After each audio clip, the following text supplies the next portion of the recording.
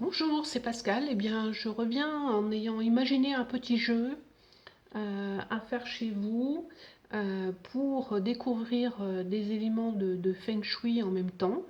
Et un jeu qui va pouvoir s'appliquer à toutes les personnes de la maison, votre conjoint, vos enfants, etc. Vous allez en fait apprendre comment un petit peu fonctionne le Feng Shui, même si on va pas, on ne va traiter que l'année de naissance, on ne va pas traiter une date de naissance complète parce que ce serait trop compliqué. Mais vous allez pouvoir identifier les secteurs qui sont vos secteurs de richesse, de santé, de relations, c'est-à-dire le côté sentimental, et de croissance. La croissance, c'est ce que l'on veut, ce que l'on souhaite faire évoluer chez soi, c'est-à-dire l'apprentissage, la connaissance, etc. Voilà, donc alors je vous invite à faire le dessin comme j'ai fait ici d'un appartement ou d'une maison avec en faisant apparaître la chambre. Ici j'ai mis une chambre parentale, une salle de bain avec des toilettes, un bureau, une chambre d'enfant, une deuxième chambre d'enfant, un garage, une cuisine et la porte principale. Ensuite, j'ai fait des petites étiquettes où je mets les directions de la boussole, du nord, le sud, le nord-est, etc. Donc toutes les directions de la boussole par rapport à mon plan. Et enfin, j'ai encore 4 petites étiquettes où j'ai marqué richesse, santé, relations et croissance. Donc, pour pouvoir faire le jeu, on va calculer votre QA. Vous allez calculer votre QA. C'est pour ça que le jeu s'appelle C'est quoi mon QA? Alors, pour calculer, alors c'est quoi le QA? En fait, le QA, c'est un chiffre qui va de 1 à 9 et qui va vous donner, qui va vous décrire quels sont, déterminer, pardon, quels sont les secteurs qui correspondent chez vous à la richesse, à la santé, à la relation et la croissance. Alors, a priori, ce sont des secteurs positifs, favorables pour vous. Bien sûr, quand on regarde avec une naissance complète, on a plus d'informations, mais déjà, vous allez voir, vous allez déjà comprendre pas mal de choses. Donc voilà, alors, donc pour calculer votre QA, votre chiffre de 1 à 9, vous allez procéder comme ceci. Vous allez prendre les deux derniers chiffres de votre année de naissance. Donc je vais prendre un exemple, vous êtes né en 1989, vous avez 89. Vous allez réduire ce nombre à un seul chiffre en réduisant, en faisant 8 plus 9 égale 17, puis 1 plus 7 égale 8, donc vous avez trouvé le nombre 8. Si jamais vous étiez né entre le 1er janvier et le 3 février de n'importe quelle année, vous allez enlever 1 au chiffre que vous venez de trouver. Alors, ensuite, si vous êtes un homme et que vous êtes né avant 2000, vous allez faire 9 moins le chiffre que vous venez de trouver. Donc, dans mon exemple de 89, donc je fais 9 moins 8 égale 1. Donc mon QA, ce serait le 1. Si vous êtes une femme née avant 2000, vous allez faire 5 plus le chiffre que vous venez de trouver. Dans mon exemple, 5 plus 8 égale 13. Vous allez réduire pour avoir un seul chiffre. 1 plus 3 égale 4. Votre QA est 4. Okay, donc c'est assez simple. Alors pour les garçons nés après 2000, vous allez remplacer le 9 par 10 tout simplement. Et pour les jeunes filles, vous allez remplacer 5 par 6. Ok, donc vous avez tous les éléments. Là maintenant, vous avez trouvé votre QA. Alors, donc le QA, et on va prendre maintenant, ça quoi par rapport à mon chiffre QA, c'est quoi mon secteur de richesse. Alors je vais prendre un exemple, par exemple, je vais prendre un QA masculin, par exemple, le père de famille, par exemple, est 2. Alors, si le père de famille est 2, il aura la richesse au nord-est. Le nord-est, c'est la chambre parentale. La chambre parentale, c'est pas mal parce qu'en fait, il va y passer quand même un certain temps. Mais il va être bien occupé par tout ce qui est réflexion sur tous ces c'est bien, la croissance de ses biens, l'aspect financier, il va y penser pas mal, hein. Donc voilà, sur la partie richesse, donc c'est favorable, hein. Ensuite, la santé va être à l'ouest. La santé à l'ouest, elle est côté cuisine. La cuisine n'est pas un secteur positif parce que en fait, il y a deux principaux éléments négatifs dans une maison bah, qu'on a tous, hein. C'est la partie cuisine et la partie salle de bain et toilette. Alors pourquoi? C'est parce que tout simplement on se débarrasse à ces endroits-là de déchets. On va en fait laver des choses et nettoyer des choses là, mais en fait on a des déchets dans ces deux parties. Donc ce n'est pas très très positif d'avoir la santé dans la cuisine, mais enfin c'est pas dramatique. Ensuite, la relation est au nord-ouest.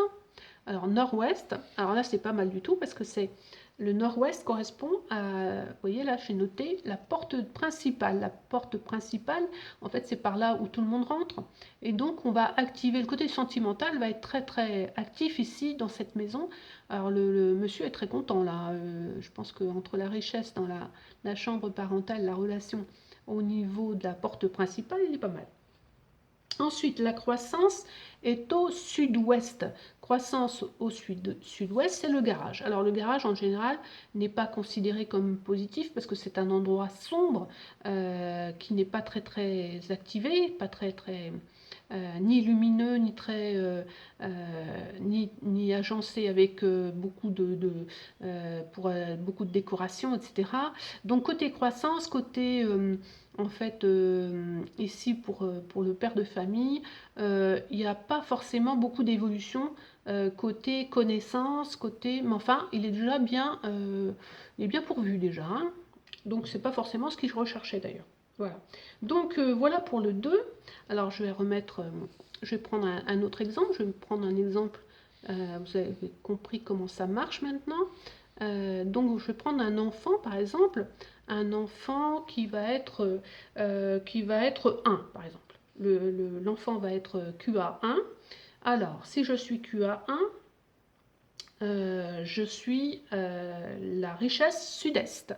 Richesse sud-est, donc ici, richesse ici, ça tombe justement dans une chambre d'enfant. C'est pas mal, si c'est la mienne, c'est pas mal parce que cette chambre-là, bah écoutez, elle m'est très favorable. Donc ça c'est pas mal du tout. Alors cet enfant-là, il va s'intéresser beaucoup à tout ce qui va l'enrichir en fait, matériellement, hein, véritablement. Donc ensuite, la santé est à l'est. Donc santé à l'est, eh bien, on arrive dans la salle de bain, toilette, c'est pas terrible. Et par contre, bureau c'est pas mal. Donc ça aurait pu aussi, par exemple, le bureau à l'est, ça aurait pu être aussi une autre possibilité pour une chambre, par exemple, de transformer ce bureau en chambre, si je veux favoriser la santé de cet enfant, par exemple. Euh, voilà comment on applique de façon très simple. Ensuite, le côté relation, le côté amour, est au sud. Sud, l'autre chambre d'enfant. Bah écoutez, c'est pas mal. À la limite, bon, bah, il aurait le choix entre les deux secteurs en choisissant sa chambre. Ensuite, la croissance est au nord. Croissance au nord dans le salon.